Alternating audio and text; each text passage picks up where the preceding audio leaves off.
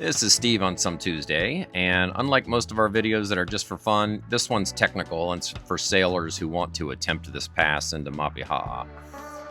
It's a narrow and scary pass. It gets down to 20 meters in some spot.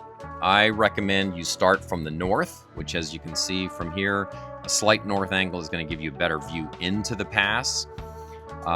We had pretty smooth conditions coming through, that we had 4 to 5 knot current against us. You do get some breaking waves just breaking over the coral on either side, so stay on your toes. As you come into the pass, it's very deep, over 100 feet in a lot of places in the middle of the channel, but it gets shallow very quickly on the shoulders and with these coral walls.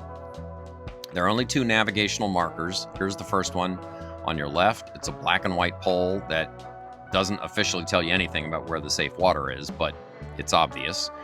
You can see the shelf here on the left side gets shallow quickly. That's why we hugged the right side of this channel.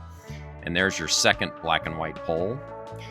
And here is a red marker that is supposed to be there and is shown on the charts, but is not there. So you have to choose whether to go right or left.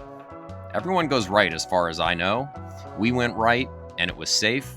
We're told that somewhere through this shallow water is a bommie that some boats have hit. Luckily, we did not find it. We had Meghan up on the bow and spotting bommies as we came through this shallow area here, and we did steer around them. So we didn't hit any, but we also only draft about 1.5 meters. But extreme caution should be used here coming through the shallow area. We never saw a depth less than about 12 or 14 feet.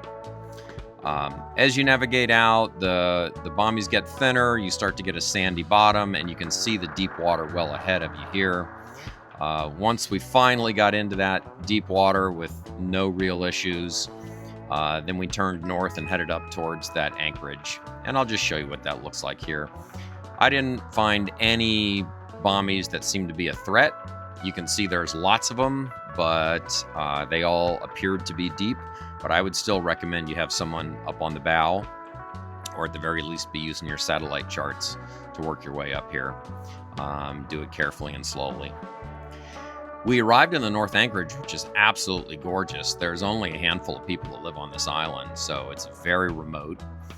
As you're about to see here, there's Some Tuesday directly in front of you, and then to our port is a Lagoon 60.